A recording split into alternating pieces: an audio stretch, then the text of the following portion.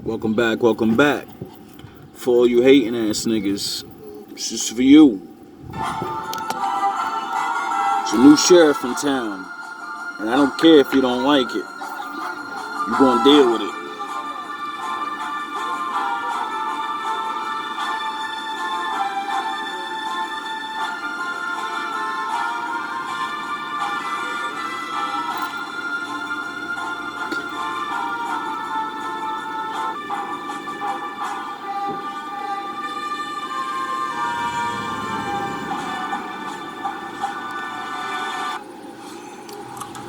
Hello, Steve, my boy. Yeah.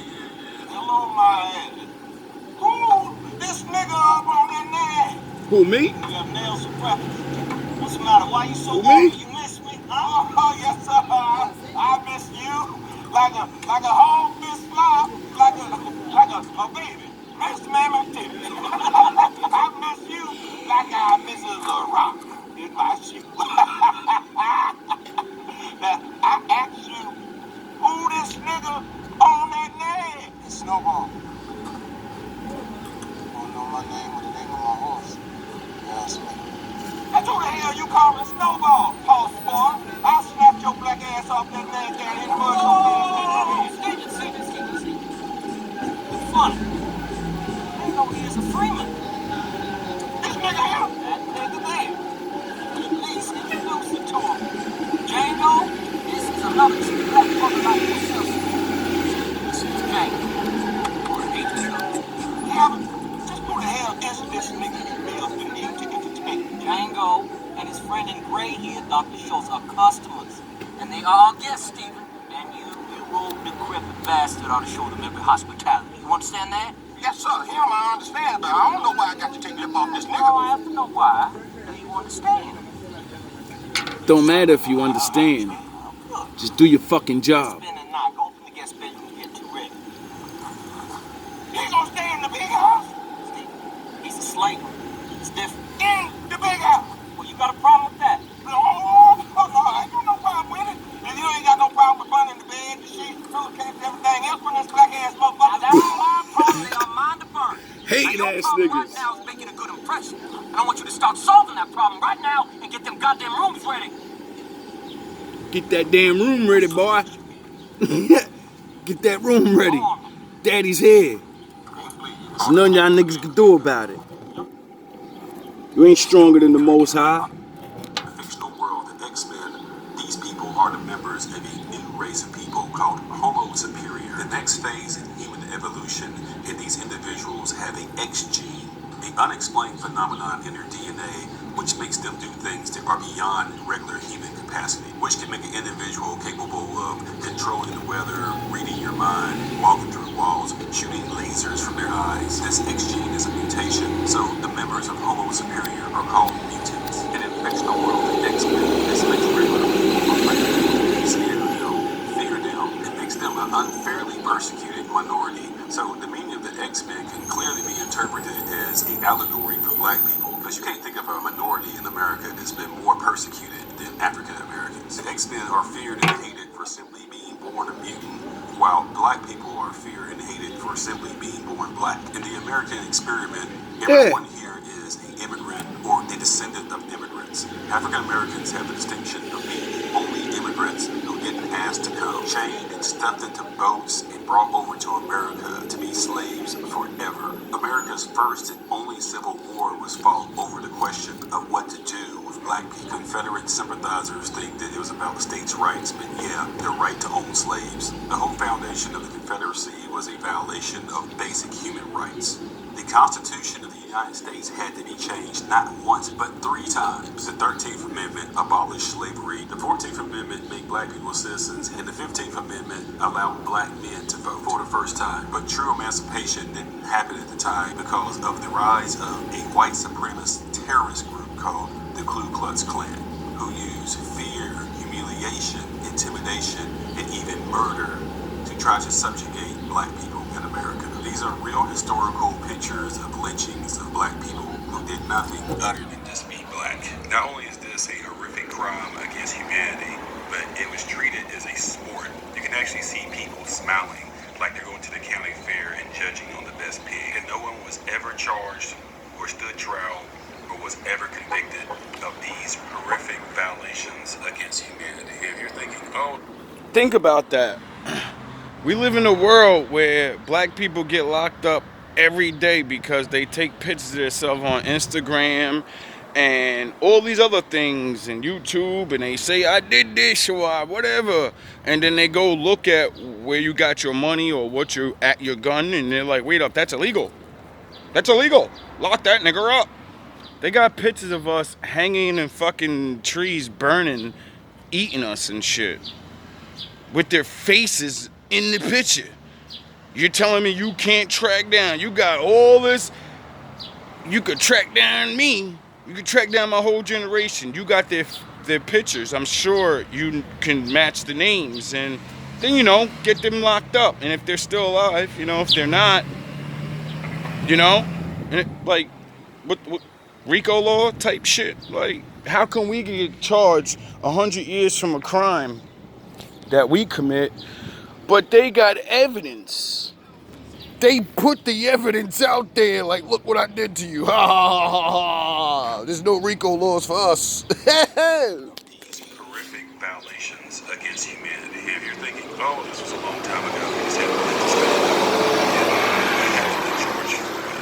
This happened in the year 2020 by a police officer who is an agent of the state, who is supposed to be keeping the peace, not murdering black people. So what does all of this brutal history of black people in America have to do with the X-Men? If you look at this through the guise of civil rights leaders, you'll see exactly what I'm talking about in terms of the allegory. You have to start with the two main pillar characters of the X-Men, which are Charles Xavier, aka Professor X, and Eric Lensher, aka Magneto. These characters make their first appearance in X-Men #1, 1963, along with the rest of the core X-Men First Class. Professor X is a pacifist for the mutant cause and believes that humans and mutants can live together in harmony, whereas Magneto is a militant for the mutant cause and does not believe that humans and mutants can live in harmony, and mutants must defend themselves by all means necessary. These are fictional characters, but they seem to reflect the real-life civil rights leaders. Professor X seems to be a reflection of Martin Luther King, who's a pacifist for the black cause and believes that black people and white people can live together in harmony. But Malcolm X is like Magneto and was more militant and did not believe that black and white people can live in harmony as long as black people are persecuted and must defend themselves by all means necessary. Martin Luther King's story is very well known. He was born in 1929 in Atlanta, Georgia. He received the Nobel Peace Prize in 1964. Atlanta, huh? March on Washington, where he gave the I Have a Dream speech. Mental He note. was successful in helping creating the Civil Rights Act and the Voting Rights Act, and was helpful in enforcing the 13th, 14th, and 15th Amendment. Unfortunately, he was assassinated in 1968, but now we celebrate his birthday with a federal holiday, and his acts of courage were instrumental in maintaining the Union. He's as important to American history as Abraham Lincoln. There are depictions of Dr. King in popular media, but I think the best in the movie Selma, where he was portrayed by British actor David Oyelowo, and it was directed by Ava DuVernay in 2014. He was nominated for 4 Oscars and won one for Best Original Song. If you haven't seen this movie, please see it. Dr. King was the first president of the Southern Christian Leadership Conference, which was instrumental in helping organize black people in fighting for voting rights, of the doctrine of peaceful protest, to fight for the basic civil rights of black people in America. In the fictional mutant universe, Martin Luther King is Professor X, who's the founder of the Xavier School for Gifted Youngsters. So Dr. King believed in a nonviolent, peaceful solution for black rights. Professor X believes in a nonviolent, peaceful solution for mutant rights. Martin Luther King was the first president of the SCLC. Professor X is the founder of a school who's helping organize mutants. So I think it's very clear how this Malcolm X, Professor X, X-Men, Black Panthers. Behind the character Magneto. The real-life Malcolm X was born Malcolm Little in Omaha, Nebraska in 1925. His father, Earl Little, was killed by white supremacists, and his mother had a mental breakdown. He then made his way to Boston, where he lived with his half-sister, eventually making his way to Harlem, New York, where he became a street hustler. Gangster. He was convicted of a whole myriad of crimes and was sent to prison for Thug. 2 years. And this is where he converted to the black separatist organization called the Nation of Islam, which was ran by Elijah Muhammad. This organization still exists today under the leadership of Louis Farrakhan. So Malcolm. Now, when black men pop shit about niggas like me. Oh, you're from the streets. You only had your mother. You're not fit to lead. You're a pussy. The nigga you look up to in Warship was everything that I am and worse. He went to jail for pimping and selling drugs. He didn't wake up as fast as I did. He had to go get taught the Most High. The Most High came to me, nigga. And what y'all mad cause I ain't got a monkey suit on? I ain't got a foundation of niggas behind me putting batteries in my suits. But I still got a suit, don't I?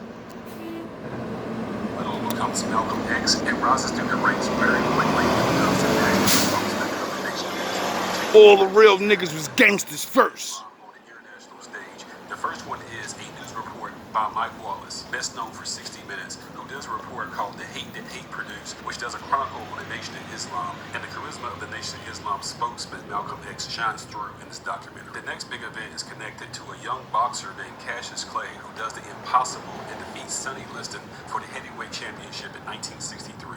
He converts to Islam, changes his name to Cassius X, and then eventually Muhammad Ali. He joins the Nation of The Islam. X-Men? His spiritual mentor is Malcolm X. Here's a picture of Malcolm and his family with young Muhammad Ali. Tensions rise between Malcolm X and the rest of the leadership in the Nation of Islam. He's excommunicated from the organization. He decides to convert to Orthodox Islam, changes his name to El-Hajj Malik Shabazz, makes a pilgrimage to Mecca, meets with Middle Eastern leaders, and dictates his autobiography to Alex Haley, the person who wrote Roots. But he also has a lot of Oh, so Malcolm X got down with a big organization and then said, I want to go my own way and do what I want to do for my people because the Lord's calling me. I don't care what happened between them. That's what happened. He said, I want to go this way now. And then whatever happened, happened. All of that stuff. But he went and met people. Leaders, it says. Important people. He must have not been that dumb for a street nigga. It's amazing what a street man can do with dedication in the Most High. In 1965, in the middle of giving a speech, the District of Harlem in New York named a street after him, shown here. And he was best depicted. Oh yeah, I forgot. Washington in the movie Malcolm. That matches the descriptions that said when he makes you one of his sons, you'll sit with peasants, and he'll make you sit with kings. Because they all need the Lord. X from 1992. He has the distinction of probably being the most quoted black nationalist to ever live. So yes, Malcolm and Martin did meet in life, and they were both at odds in terms of strategy, but they both had the same goal. Martin is a pacifist that believes in nonviolence no matter what, but Malcolm GMB X is a militant who believes that you may have to resort to violence and defend yourself. Wolfpack. The tag Wolf up. is not very legible, but the artist who created it really gets it in terms of how Malcolm X and Martin Luther King reflect Magneto and Professor X. So one question that's always asked is, did Marvel consciously make a superhero universe that was based on the theme of discrimination against a minority? Well, the creators of the X-Men are Stan Lee and Jack Kirby, who are Jewish, so I know they experienced some discrimination based on the religion.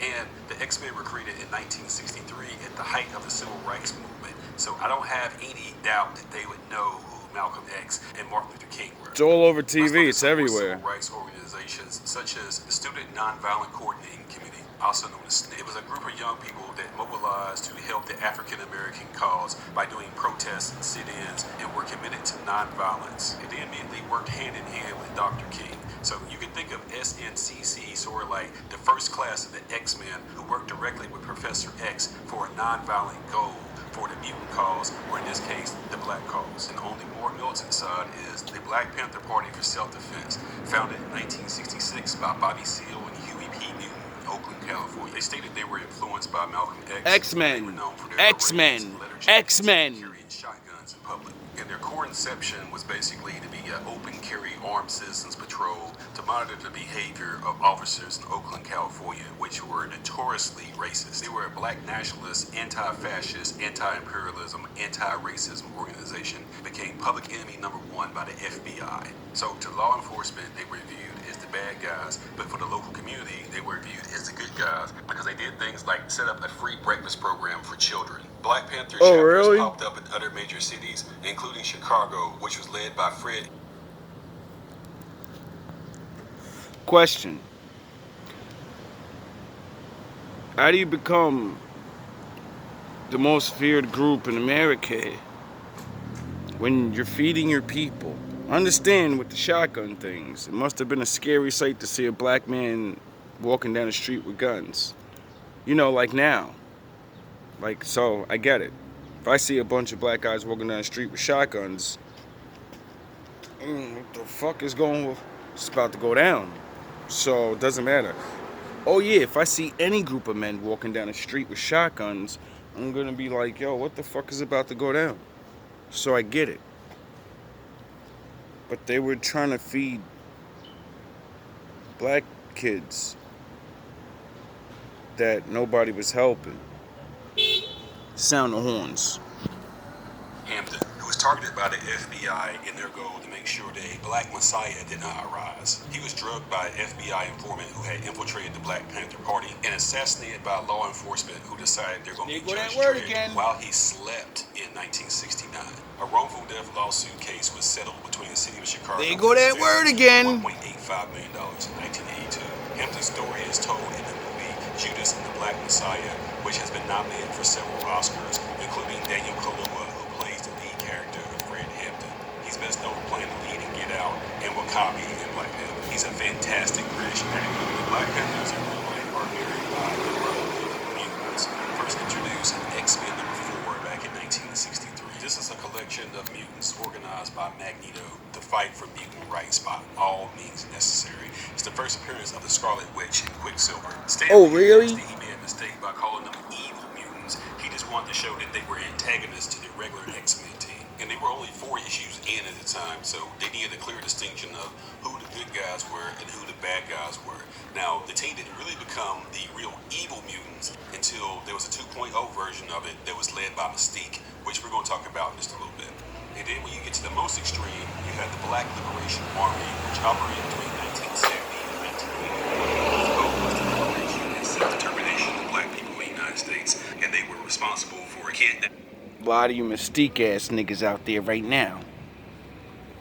I can see you, little chameleon ass niggas and females.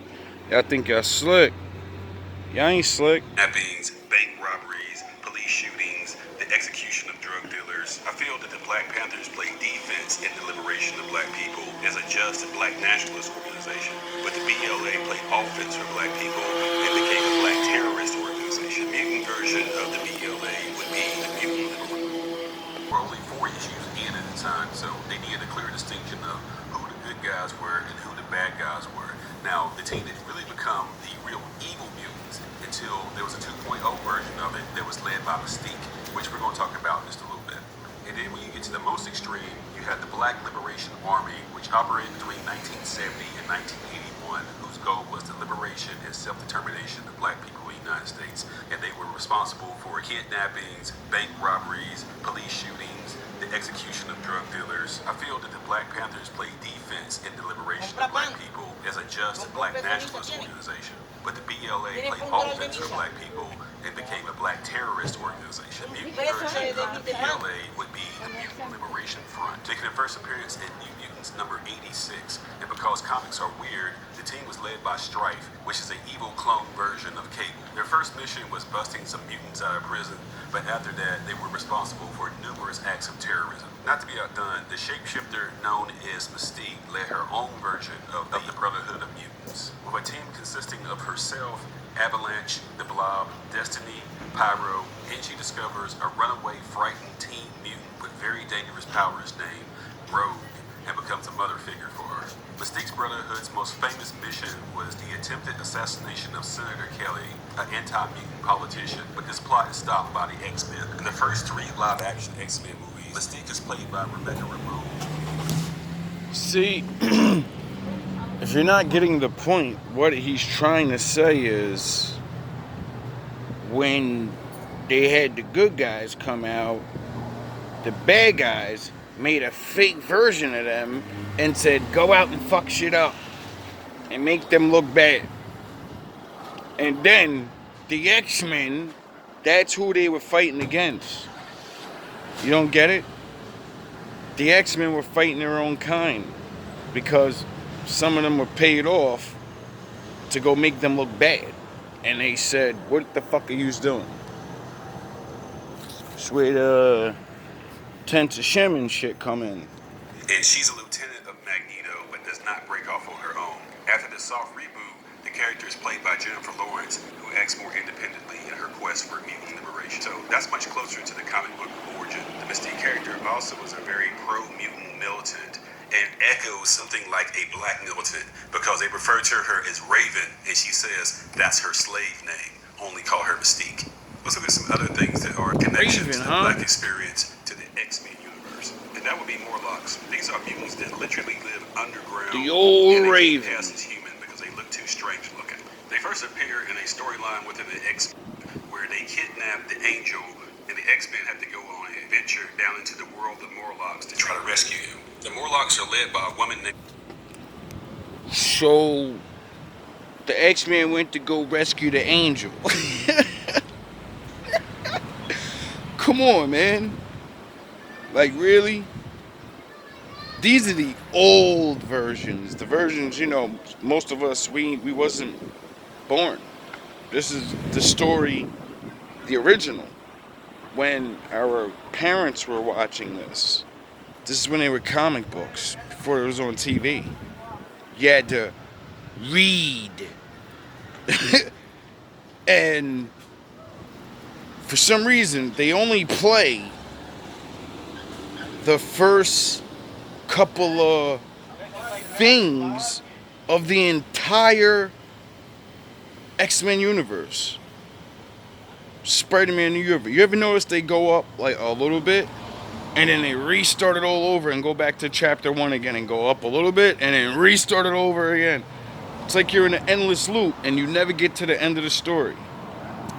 Why?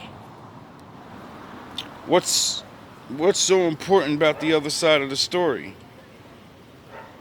Oh, it fills in the gaps of all of the questions you'll probably have in your mind about seeing the movie. If you're not keeping up, I'm talking about real life. Now,